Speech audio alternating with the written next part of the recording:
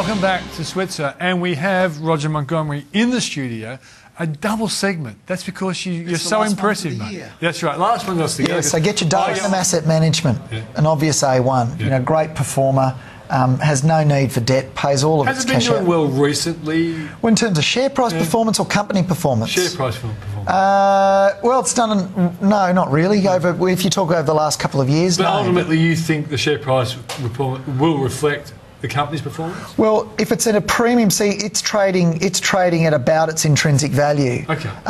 So I don't think that there's a bargain to be had there, but it's a good quality business. So, but why does a person want to hold it then? Well, I'm not suggesting they buy it here. I'm saying these are the ones. Good questions. If you have this list of companies, and this is your narrowed universe, is your favourites list, then there'll be a time of weakness during the year in the stock market, and if there is and the share prices go down and they fall below intrinsic value, well, at least you're prepared.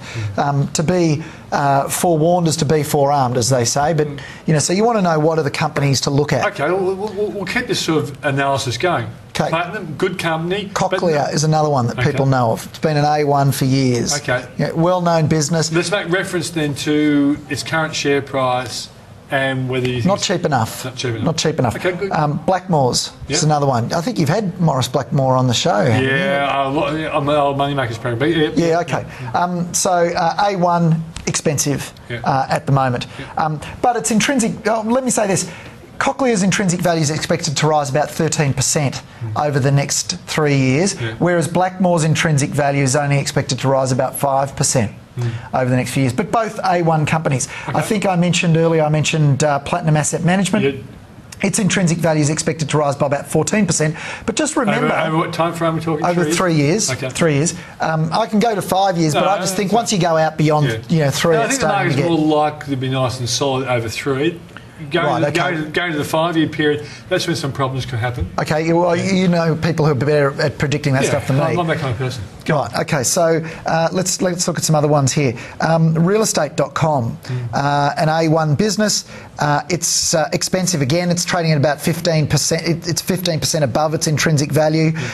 Its intrinsic value is forecast to rise by about 15% a year. So in a year's time, its intrinsic value will be its current price. So if you're prepared to wait, there you go. But then a lot of people out there saying that Australian property prices are really high and there's going to be a crash. They're wrong. I don't know. Yeah, I don't know. Grantham's wrong. Move on. Right. Okay. Very good. I think Australia has some special situation, special circumstances. I sure do. Okay. MTU is the code. M2 Telecommunications might be a bit of a surprise for people. I taught that guy. The CEO. Did you? You were his teacher. University of New South Wales. Yeah. Right. Was he a smart student? He was. Good student. Okay. Very good. Good entrepreneur. Trading at a 10% premium to intrinsic value. You should. Yeah. I'd like to talk to him too. Okay, I'll make sure not when you're here. 10% premium to intrinsic value, so it's not cheap, but its intrinsic value is forecast to rise by about 11.5%. I've talked about mineral resource. Oh no, actually, I don't think I've mentioned this company on the program before. Mineral Resources, mining services business, A1 business, trading at about its intrinsic value, but its intrinsic value is forecast to rise by about 30% a year for the next 3 years. So that's a good one. That's not bad. Okay, so DWS Advanced IT Services business, trading at a 3% discount to intrinsic value, forecast to rise. Its intrinsic value is forecast to rise by about 13% a year. Centrebet. People say to me, not many competitive advantages here because barriers to entry relatively low. The owners of the licences for these things would say disagree. Barriers to entry quite high. Okay, so then you've got a situation where there's this incumbent competition situation. Markets will. Okay, so it's also doing some major push, isn't it? I've read recently. Centrebet. Right. Okay. You've missed that one. I don't gamble, so I don't know. No, but this is actually in the business press. They're actually putting a really big marketing program to stand out from the crowd. Okay, fair enough. Well, the only problem with that is other people can do it too if they've got deep enough pockets. Yeah, exactly. So that doesn't generate a sustainable competitive advantage. So 6% discount to intrinsic value, and it's forecast to rise by about, that intrinsic value is forecast to rise by about 5% a year. ARB, which we've talked about a few times, I keep saying it's a bloke stock. You keep saying, you keep pointing out that there are women who drive four-wheel drives and need bull bars. Many of them in Mossman. In fact, 233,000 SUVs were sold this year. To women? Or total? I didn't have that detail, but that's a massive number. So, Australians are hooked on the SUVs. Yeah, okay. Well, ARB, great business. A1, trading at about 11% discount to its intrinsic value. Forecast intrinsic value is going to rise by about 3.5%. Oroton, there's been some talk about the CEO selling shares. Sally selling some shares. The one now, you always let me say this. Isn't she allowed to sell shares? Of course she's allowed. What's the point of having them if you can't use it as an ATM machine?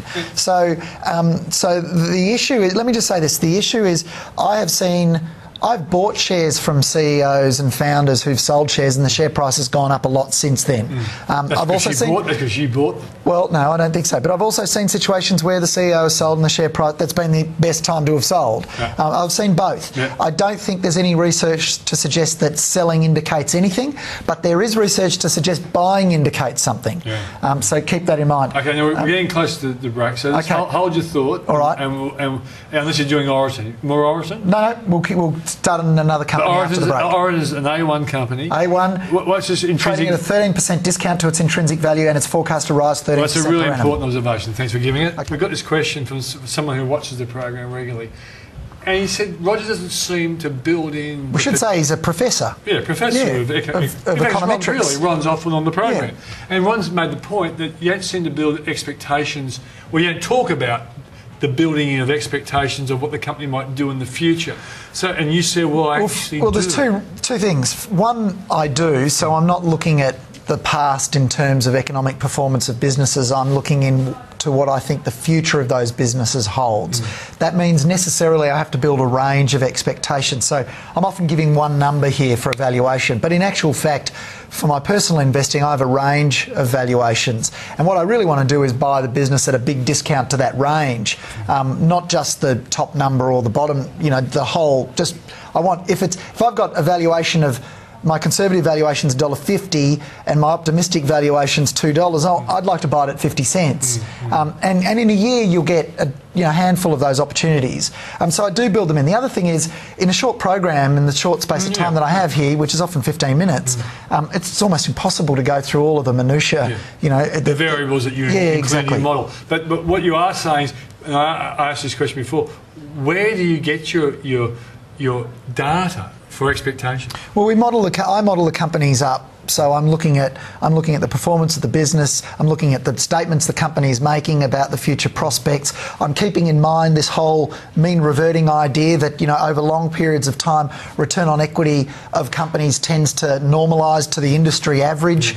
That's one way of dealing with these expectations. And so I try and be very conservative. But do you analyse what other people are saying about these companies? I don't pick out key words because historically analysts are optimistic, and if you look at any study of analyst expectations over the course of the year, you'll find that they start very high and they tend to come down. Now, what's interesting is when they're using their own numbers, they're coming up with valuations that are significantly higher than the valuations I come up with using their same numbers. So keep that in mind.